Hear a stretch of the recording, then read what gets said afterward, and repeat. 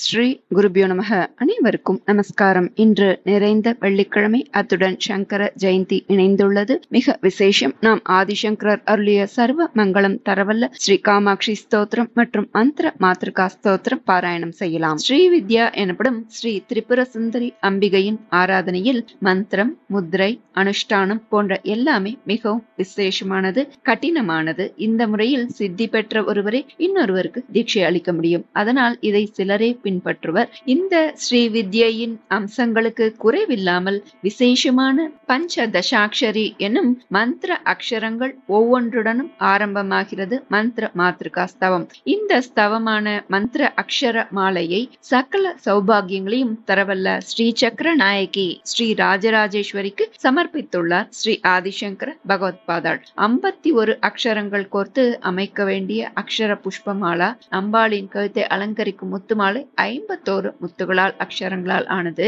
அதை 17 ஸ்லோகங்களில் அடைத்து அத்துடன் பஞ்சதசி ஷோடசியையும் அதில் மறைத்து அந்த ஸ்தோத்திரத்தை ஸ்தவமாக, அதாவது அம்பிகையின் மானசீக பூஜையாக அமைத்து ஸ்ரீவித்யாவுக்கு இணையாக நாமும் அந்த ஜெகதம்பா பராசக்தி பேரருளை பெற அனுகிரகம் செய்துள்ள பகவத்பாதாள். இந்த ஸ்தவத்தை சொல்வதால் ஒரு பரிபூரண மானச பூஜா செய்ததற்கு இணையாகிறது. இந்த மந்திர அக்ஷர மாலையினால் அம்பிகையை யார் ஒருவர் துதிக்கிறார்களோ அவர்கள் சித்த சுத்தி அடைவார்கள். அவர் மனம் அமைதி கொள்வது மட்டுமல்லாமல் அவரது மனதில் தேவி நர்த்தனம் புரிவாளாம். வாக்கில் சரஸ்வதியும் அவர்களின் இல்லங்களில் லட்சுமியும் நிரந்தர வாசம் செய்வார்களாம். அவர்களுக்கு எந்த குறையும் இருக்காது. இதில் துளியும் ஐயம் இல்லை அப்படின்னு இந்த ஸ்தோத்திரத்தோட பலஸ்ருதி சொல்றது. எந்த பக்தனுக்கும் இதைவிட வேறொன்றும் தேவையில்லையே. அதனால் இந்த ஸ்லோகங்களை பக்தி ஸ்ரத்தையுடன் படித்து துதித்தால் அம்பாளின் கருணை நிச்சயம் கிடைக்கும். இந்த நன்னாளில் சக்தி வாய்ந்த இந்த 2 மந்திரபூர்வமான ஸ்துதிகளையும் பாராயணம் செய்து பலன் பெறுவோம். மந்திர மாத்ருகா புஷ்பமாலா ஸ்தவஹ பார்வதி மானச ஸ்தோத்ரம் ச. ஸ்ரீ கணேஷாய நமஹ. कल्लोलोलसितामृताब्धिलहरी मध्ये विराजन्मणे द्वीपे कल्पकवाटिका परिवृते कादम्बवाट्युज्ज्वले रत्नस्तम्भसहस्रनिर्मितसभा मध्ये विमानोत्तमे चिन्तारत्नविनिर्मितं जननिते सिंहासनं भावये येनाकानलभानुमण्डललसच्छ्रीचक्रमध्ये स्थितां बालार्कद्युतिबासुरां करतलैः पाशाङ्कुशौ बिभ्रतीं चापं बाणमपि प्रसन्नवदनां कौसुम्भवस्त्रान्वितां तां त्वां चन्द्रकलावतं समकुटां चारुस्मितां भावये ईशानादिपदं शिवैकफलदं रत्नासनं ते शुभं पाद्यं कुङ्कुमचन्दनादिभरितैर्र्घ्यं सरत्नाक्षतैः शुद्धैराचमनीयकं तव जलैर्भक्त्या मया कल्पितं कारुण्यामृतवारिदे तदखिलं सन्तुष्टये कल्पतां लक्ष्ये योगिजनस्य रक्षितजगज्जाले विशाले क्षणे प्राळेयाम्बुपटीरकुङ्कुमलसत्कर्पूरमिश्रोदकैः गोक्षीरैरपि नारिकेलसलिलैः शुद्धोदकैर्मन्त्रितैः स्नानं देवि धिया मयैतदखिलं सन्तुष्टये कल्पतां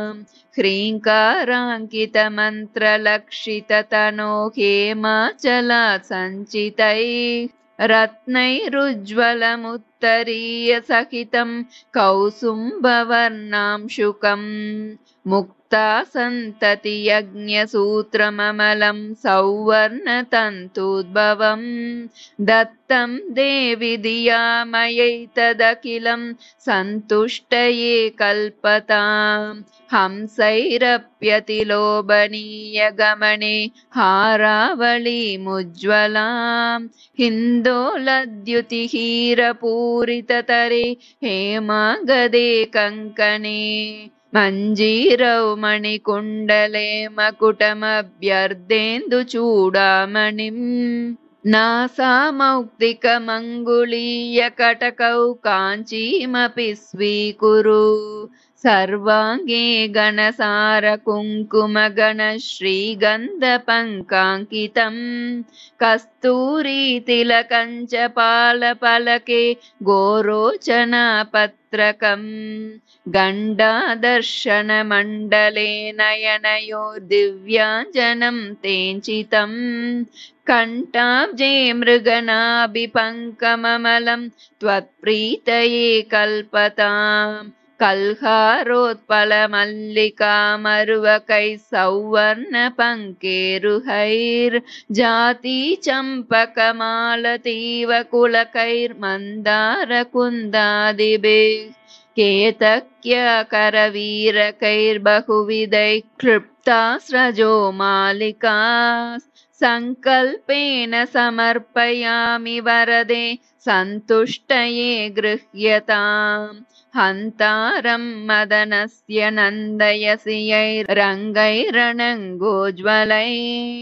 यैर्भृङ्गावलिनीलकुन्तलभरैर्बध्नासि तस्याशयम् ताणीमाणि तवाम्ब कोमलतराण्यामोदलीलागृहान् यामोदाय दशाङ्गगुग्गुलुघृतैर्धूपैरहं धूपये लक्ष्मीमुज्ज्वलयामि रत्ननिवहोद्भास्वत्तरे मन्दिरे मालारूपविलम्बितैर्मणिमयस्तम्भेषु सम्भावितैः चित्रैर्हाटकपुत्रिकाकरधृतैः कव्यैर्घृतैर्वर्धितैर्दिव्यैर्दीपगणैर्दिया गिरिसुते सन्तुष्टये कल्पताम् ह्रीङ्कारेश्वरि तप्तहाटककृतैस्तालीसहस्रैर्भृतम् दिव्यान्नं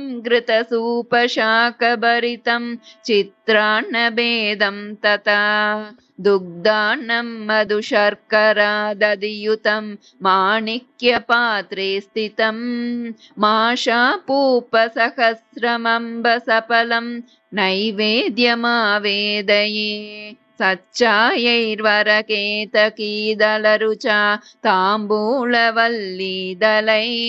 पूगैर्भूरिगुणैः सुगन्धिमधुरैः कर्पूरकण्डोज्ज्वलैः मुक्ताचूर्णविराजितैर्बहुविधैर्वक्त्राम्बुजामोदनैः पूर्णारत्नकलाचिका तव मुदे न्यस्ता पुरस्तादु मे कन्याभिः कमनीयकान्तिभिरलङ्कारामलारार्तिका पात्रे मौक्तिकचित्रपङ्क्तिविलसत्कर्पूरदीपावलिः उतत्तत्तालमृदङ्गगीतसहितं नृत्यत्पदाम्बोरुहं मन्त्राराधनपूर्वकं सुविहितं नीराजनं गृह्यताम् लक्ष्मीर्मौक्तिकलक्षकल्पितसितच्छत्रं तु दत्ते रसात् इन्द्राणी च रतिश्च चामरवरी दत्ते स्वयं भारती वीणामेन विलोचना सुमनसां नृत्यन्ति तद्राग्रवत् भावैराङ्गिकसात्विकैः स्फुटरसं मातस्तदा कर्ण्यताम् ह्रीङ्कारत्रयसम्पुटेन मनुनो पास्ये त्रयी मौलिभिर्वाक्यैर्लक्ष्यतनु तव स्तुतिविधौ को वा क्षमेताम्बिके सल्लापास्तुतयः प्रदक्षिणशतं सञ्चारये वास्तु ते संवेशो नमसः सहस्रमखिलं त्वत्प्रीतये कल्पताम् श्रीमन्त्राक्षरमालया गिरिसुतां यः पूजये चेतसा सन्ध्या सुप्रतिवासरं सुनियतस्तस्यामलं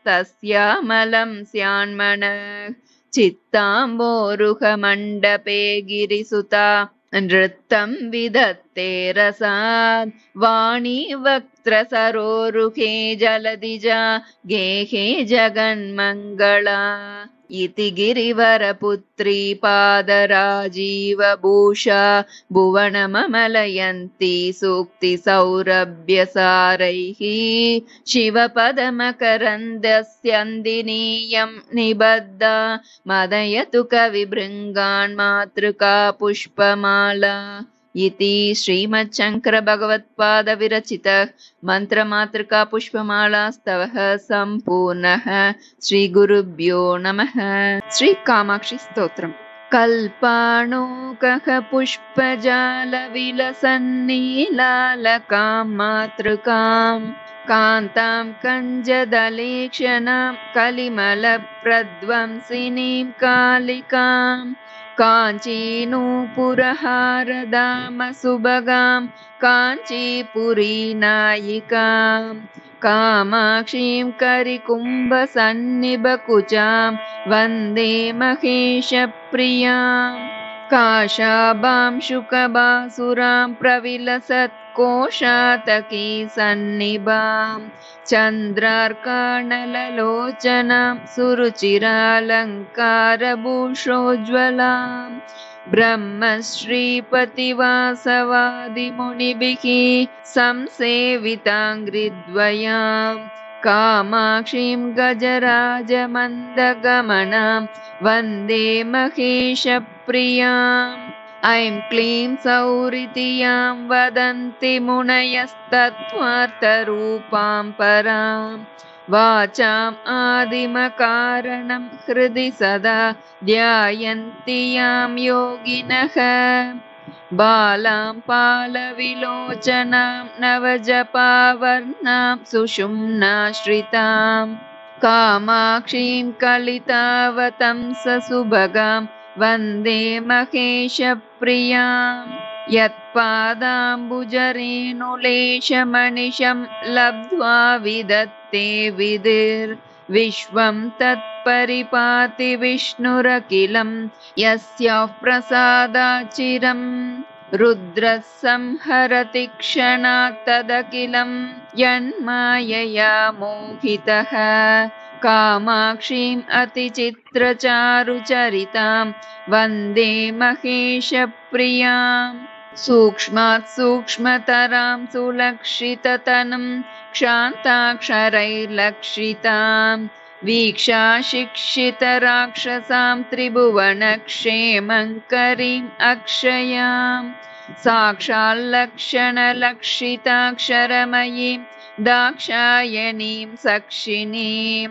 कामाक्षीं शुभलक्षणैः सुललितां वन्दे महेशप्रियाम् ओङ्काराङ्गणदीपिकाम् उपनिषत्प्रासादपारावतीम् आम्नायाम्बुधिचन्द्रिकाम् अदतमः प्रध्वंसहंसप्रभां काञ्चीपट्टणपञ्जरान्तरशुकीं कारुण्यकल्लोलिनीं